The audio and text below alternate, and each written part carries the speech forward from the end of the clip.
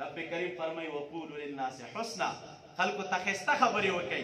نو دا ښایسته انداز کې د خپل ملګري اصلاح وکړه، ښایسته انداز کې خبره درسته نه وه اصلاح وکړه. او په دې نیت باندې دې کې هم ستا د نیت ضرورت دی. یو خبره یې غلطه وکړه، عبارت یې غلط ویل، معنی یې غلط ویل، مقصد یې غلط ویلې او ته رالګېږې د خپل ملګري ته وایې چې هلکه دا ټکی دې غلط دی. په دې انداز کې ورته مه وایې چې ته په هغه خپل فوقیت ثابت دی. په داسې انداز کې وایې چې دا زما ملګری دی، سبا که دا خبره بل ځای کې وکړي خلک ورپورې خاندي. دا عبارت که داسې وایي خلک ورپورې خاندي، مقصد غلط بیان کړي خلک ورپورې خاندي. نو راځه ته یې اصلاح وکړه، تا ته به ورباندې الله تعالی اجر درکړي. نو دریم د طالب العلم دپاره دا خبر ضرور ده چې عدم سوال نه کول د خپل ملګري نه په طریقې د میراث سره. بل ادب علمای کرامو لیکلی د طالب العلم دپاره اساسي او بنیادي ادب څه شی دی؟ تطهیر النفس وتخلیتها عن الرذائل.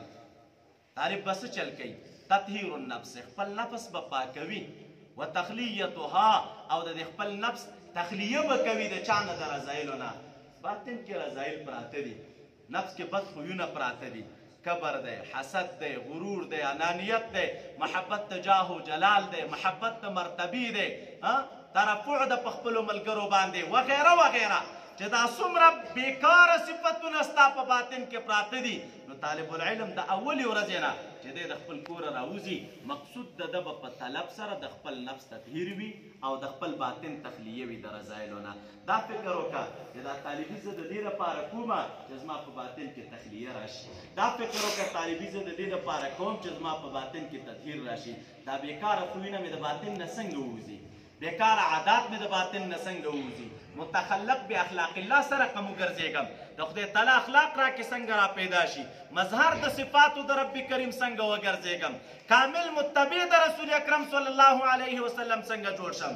هغه مراتب د متابعت د نبی علیه السلام چې څه ظاهري دي او شپږ باطني مراتب د متابعت دي، دغه مراتب په څه طریقه باندې زه را حاصل کړم، بس په دې فکر باندې طالب العلم باید واوسېږي.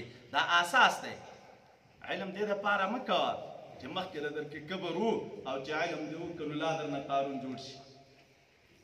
علم دې دپاره مه کوه چې مخکې در کې حسد و او چې علم دې وکړو لا د حسد بوجي وګرځېږي.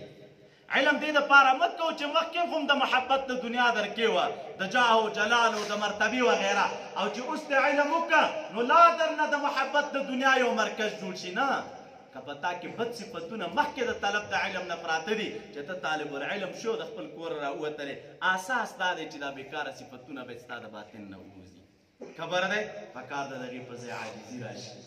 دغه رنګې محبت د جاه و جلال و د مرتبې دی دا شیان لرې شي، غفلت د باطن دی دا باید لرې شي، د دې په ځای باندې د رب کریم یاد را پیدا شي. نو اساس دا دی د طالب العلم غرض د اولې ورځې نه باید تطهیر د خپل نفس وي او تخلیه د نفس وي د چا نه د رذایلو نه. نفس خپل د باطن نه پاک کړه، دا کدورت ته د خپل باطن نه لرې کړه. ته ګوره چې تا نه خدای تعالی څه ګلاله انسان جوړوي، هر څوک به دې بویوي، خلک به درته رانږدې کېږي، خلک به محبت در سره کوي، مینه به در سره کوي، نیکان دوستان به دې نازوي. او که چېرته خدا ناخواسته ته څومره علامه د جهان ولې نه وې، خو چې د علم په وجه ستا د باطن تزکیه رانغله او تطهیر یې رانغی، نو په ځای د دې که ته وایې چې څوک ځان راته رانږدې کړي، ځان به درته نږدې کوي نه، ځان به درنه لرې کوي. که یو څه خلک محدود ورته ځان